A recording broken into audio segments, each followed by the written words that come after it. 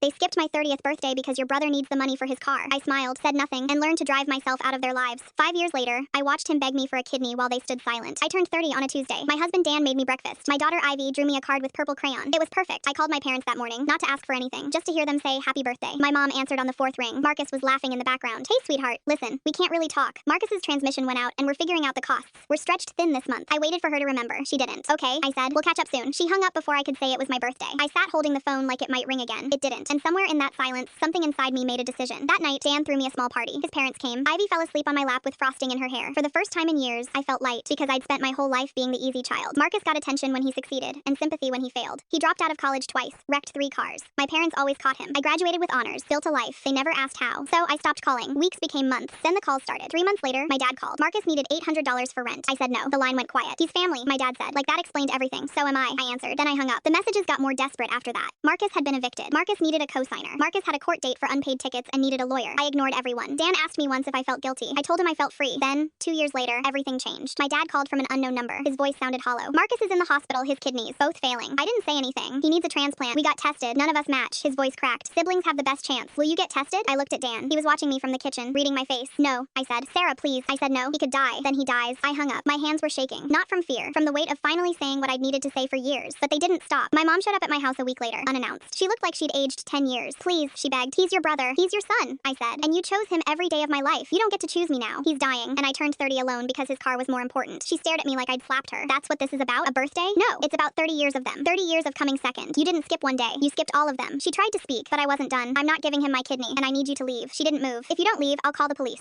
She left. 3 months later, they found a donor. Some stranger through a national registry. Marcus survived. Barely. I heard about it through a cousin who texted me the update like I'd been asking for it. I deleted the message. A year passed, and 2. Then, on a Saturday morning, there was a knock at my door. It was Marcus. He looked thinner, older. There was a scar on his side. I could see through his shirt. He stood there, hands in his pockets, eyes down. I don't want anything, he said before I could speak. I needed to say I'm sorry. I didn't invite him in. I just waited. I didn't realize how much they ignored you, he said. I don't know. I thought you didn't care. I thought you were fine. I was never fine, I said. I was just invisible. He nodded, swallowing hard. I don't expect you to forgive me. I don't even know if I deserve to ask, but I'm trying to be better. I got a job. I'm sober. I'm paying them back for everything. Good, I said. You should. I know I can't fix what I took from you, he said, but I see it now, and I'm sorry. He turned to leave. Marcus, I called. He stopped. Don't come back unless you mean it. He looked at me, eyes wet. I mean it, and then he left. I don't know if he did mean it. I don't know if he'll stay sober or keep the job, but for the first time, he looked at me like I was a person, not a backup plan. My parents haven't called. I don't think they know how, but last week, I got a letter. My mom's handwriting. It was short. Sarah, I don't know how to undo 30 years. I don't know if I can, but I see you now, and I'm sorry I didn't before. I failed you, and I will carry that for the rest of my life. You don't owe me forgiveness, but I owe you the truth. You were always enough. I just didn't know how to see it. I love you. Mom, I folded the letter and put it in a drawer. Maybe one day I'll answer it. Maybe I won't, but I don't feel angry anymore. I feel something quieter, something that belongs only to me. I feel whole.